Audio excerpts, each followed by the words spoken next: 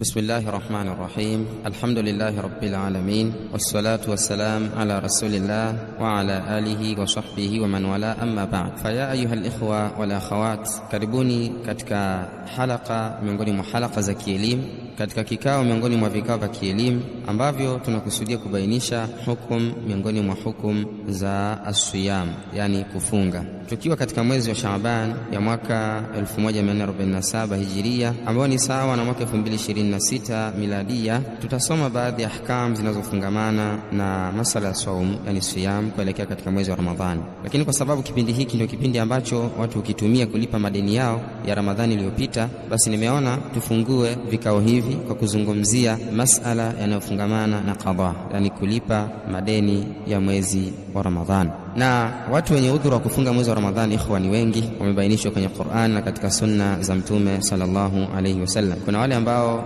wanaruhusiwa kufungua kwa sababu ya alhaidh wa nifas, na kuna wengine wanafungua kwa sababu ya maradhi, wengine wanafungua kwa sababu ya safari, kuna wengine wanafungua kwa sababu ya ujauzito au kunyonyesha, kuna mwingine anafungua kwa sababu ya utu uzima na kushindwa kufunga. Na leo tutaanza na wale ambao wameruhusiwa na sheria kutofunga kwa sababu ya utu uzima. Ikhwa katika iman, sheria ya Kiislamu ni sheria ambayo ni samha, sheria nyepesi ambayo ipo na inatekelezeka kwa kila mmoja katika wanadamu. Mtu anapofikia umri wa kushindwa kufunga saum ya Ramadhan, kisheria mtu huyu ataacha kufunga mtu huyu, lakini atatakiwa atoe fidia. Na vile vile anaingia katika hukumu hii mtu ambaye hawezi kufunga kwa sababu ya maradhi ambayo la yurja zawaluhu, hayatarajiwi kuondoka, maradhi ya kudumu, maradhi ambayo yanampa uzito, hawezi kufunga saum. Vile vile mtu huyu anaingia katika hukumu hii. Watu hawa Allah tabaraka wa taala amewataja kwenye Qur'an, akasema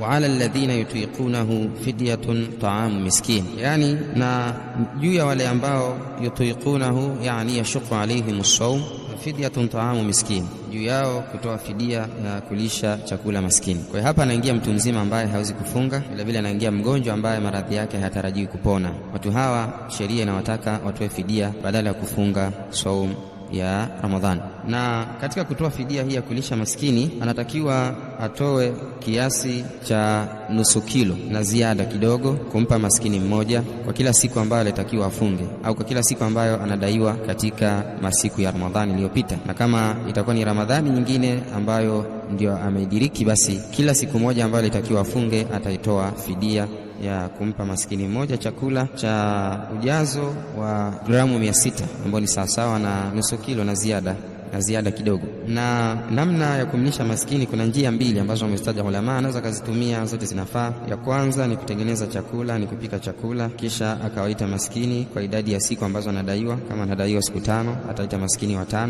akawalisha chakula, au anadaiwa siku 10, ataita maskini 10 atawalisha chakula, anadaiwa siku 20, ataita maskini 20 akawalisha chakula cha kushiba, na hapo atakuwa amemaliza deni lake. Na kama ni mwezi mzima, basi ataita maskini 30 au 29 kulingana na idadi ya mwezi ambao anadaiwa, na atawalisha maskini hao, na hii itakuwa fidia yake. Hii ni aina ya kwanza. Aina ya pili katika kuwalisha maskini chakula ni ayutuimahum ta'aman ghaira matbukh, ni kuwapa chakula ambacho hakijapikwa. Na kama atafanya aina hii ya pili, basi atatoa kiasi cha nusu kilo na ziada, nimesema gramu 600, ambayo ni sawasawa na nusu kilo na ziada. Kama ataweka robo 3 itakuwa bora zaidi, ambayo itakuwa ni uhakika. Hii ndio kaifia na namna ya kulisha maskini. Naam, barakallahu fikum wa jazakumullahu khaira. Tukutane katika halqa ijayo. Assalamu alaikum wa rahmatullahi wa barakatuh.